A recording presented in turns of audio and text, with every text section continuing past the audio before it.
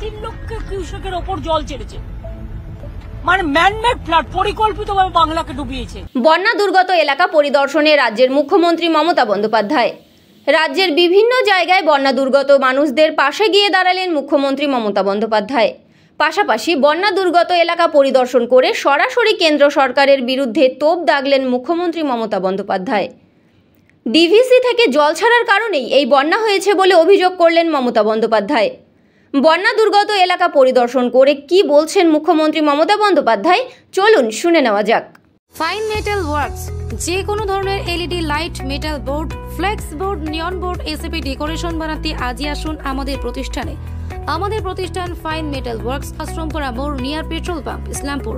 যোগাযোগ নম্বর 9971136010 অথবা 8076964664।